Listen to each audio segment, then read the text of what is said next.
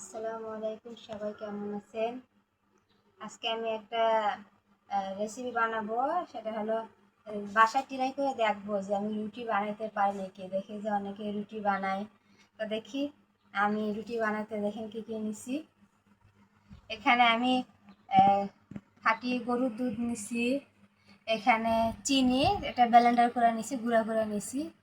এখানে আমি নিছি আটা, এখানে তেল, এই ইস্টের গুঁড়া লাগে রুটি বানাতে, সেটা নিছি। আমি আজকে একটা ডিম দিয়ে বানাবো, দেখি।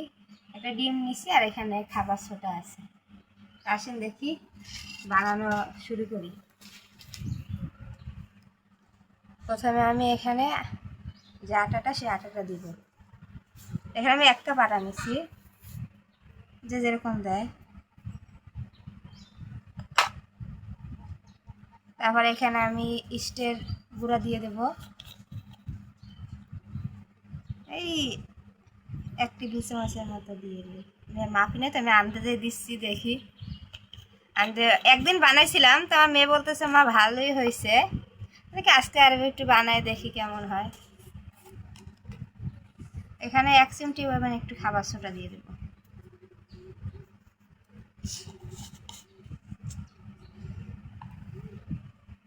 তারপরে এখানে এই যে চিনি গুঁড়াটা, এই চিনি গুঁড়াটা দিয়ে দিই পরিমাণ মতো।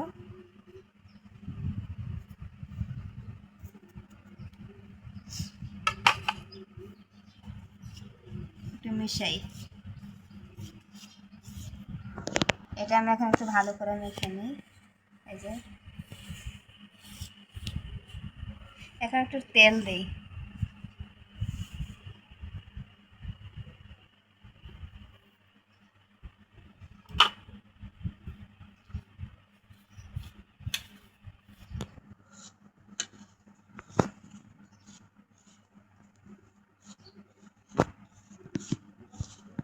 দেখেন এই যে তেল দেওয়ার পরে যে কি সুন্দর এরকম মুখ পাকায় যাইতেছে।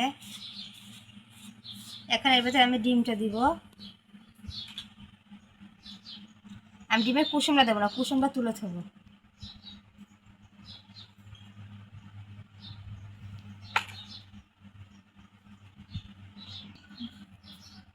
এখন মাখাই নেবো ডিমটা দিয়ে।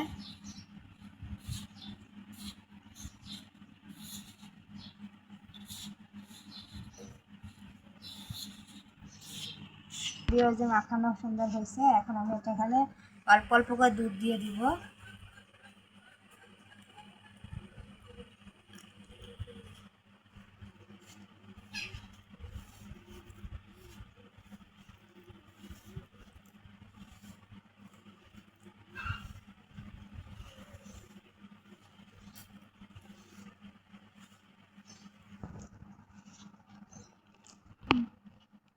তা আমি এখন এটা ভালোভাবে একটু মাখিয়ে নিই।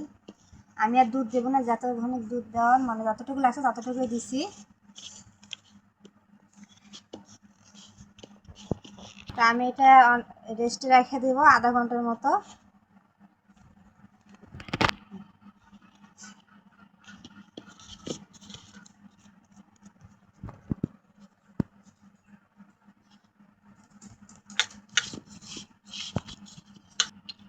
আমি এখন এইভাবে রেখে দিই, আধা ঘন্টা পর আবার দেখা হবে। এই যে আমি এই যে আটাটা রেস্টে রাখছিলাম আধা ঘন্টা, তো এমন হয়েছে দেখি। আর এখানে বালি গরম দিছি, আর এই যে একটা কাগজ কাটে, এইটার ভিতরে আমি এই রুটিটা এর ভিতরে দিব দেখে কাগজ একটা কাটে এর ভিতরে তেল দিয়ে রাখছি। তাই ঠিক করে নিই। আমি আরেকটু মাইখে নিই। আমি এখন এইটার মধ্যে এটা সেট করে দিব। আমি এটা এমন রুটির মতো একটাই থাকবে, আমি এভাবে দিয়ে দিই।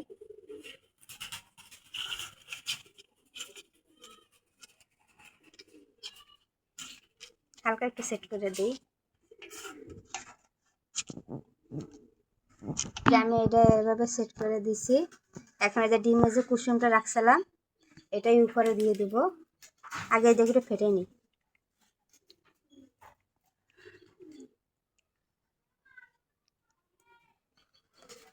এখন আমি এর উপরে দিয়ে দেব।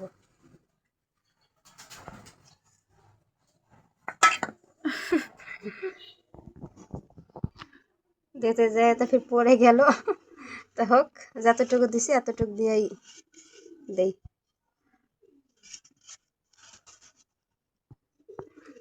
সাইডে সাইডে একটু করে দিই। তা আমি এটা এই যে কুসুমটা দিলাম, দিতে যায় তো অর্ধেকটা পড়ে গেল। আর এখানে যে সাদা এটা হাতের বাড়িতে এগুলা, তাই অল্প একটু দিয়ে দিই। সাদা তিল কালো তিল মিশানো আছে।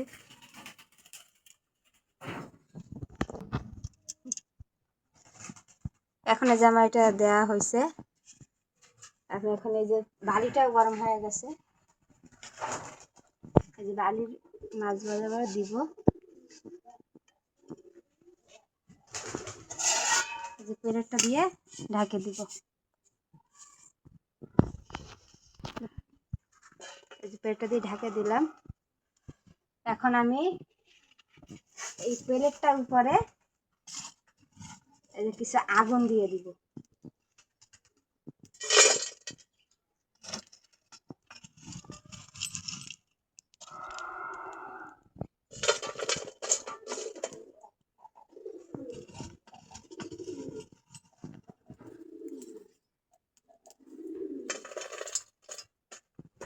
এরকম কিছু আগুন আমি দিয়ে দিলাম। এই আগুনটা দিলে মানে উপরে তাপটা পাবে, আবার নিচের থেকে চুলার থেকে ওই নিচের তাপটা নিচে পাবে।